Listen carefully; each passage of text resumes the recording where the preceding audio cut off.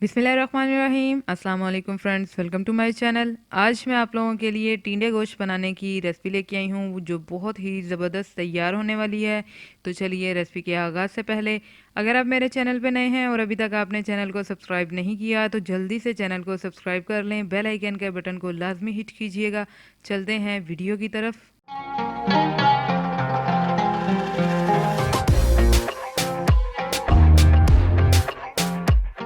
बिस्मिल्लाहिर्रहमानिर्रहीम। तो सबसे पहले हम अपने प्रेशर कुकर में 1 किलो बीफ शामिल करेंगे। मैं यहाँ पे बोनलेस बीफ इस्तेमाल कर रही हूँ जिसे मैंने अच्छे से धो के साफ़ कर लिया है। तो फिर साथ ही हम इसमें शामिल करेंगे 2 अदद मीडियम साइज़ के कटे हुए प्याज, 15 से 20 जवे हम लहसुन के शामिल करेंगे और 2 अदद मीडियम साइज़ के टमाटर कट करके शामिल करेंगे। फिर हम साथ ही इसमें 5 से 7 फ्रेश सब्ज़ मिर्चें कटिंग करके शामिल करेंगे और इन तमाम इंग्रेडिएंट्स में हम 1 गिलास पानी शामिल करके अपने बीफ को 15 से 20 मिनट की स्टीम लगा देंगे ताकि हमारे तमाम मसाले और बीफ अच्छे से बॉयल हो जाएं। और अगर आप प्रेशर कुकर का इस्तेमाल नहीं करना चाहते और डायरेक्ट कढ़ाई में ही इसको बॉयल करना चाह रहे हैं तो फिर आपने आधे घंटे के लिए इसे स्टीम पे रख देना है। तो माशाल्लाह से हमारा गोश्त और मसाला बहुत अच्छे से गल चुका है।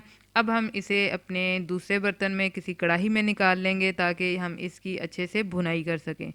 तो इस तरह आप अपना तमाम मसाला किसी दूसरे बर्तन में निकाल लीजिएगा और साथ ही फिर इसमें शामिल करेंगे हम अपने स्पाइस। 1 टीस्पून नमक जाएगा, 1 टीस्पून ही हम इसमें लाल मिर्च शामिल करेंगे, हाफ़ टी स्पून हल्दी, 1 टीस्पून ज़ीरा पाउडर और हाफ़ टी स्पून काली मिर्च शामिल करेंगे। और जो गोश्त में मौजूद पानी है उसे अच्छे से ड्राई कर लेंगे। तो जैसे ही पानी हमारा थोड़ा ड्राई होता है हम इसमें हाफ़ कप ऑयल शामिल करके गोश्त की अच्छे से भुनाई कर लेंगे।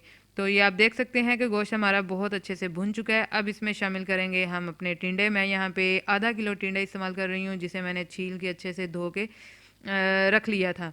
तो इस तरह आपने तमाम मसाले को टिंडों के साथ अच्छी तरह मिक्स कर लेना है और जैसे ही हमारी मिक्सिंग कंप्लीट होती है हम इसमें हाफ़ कप पानी शामिल करके तकरीबन 10 मिनट का स्टीम लगा देंगे ताकि हमारा सालन अच्छे से तैयार हो जाए।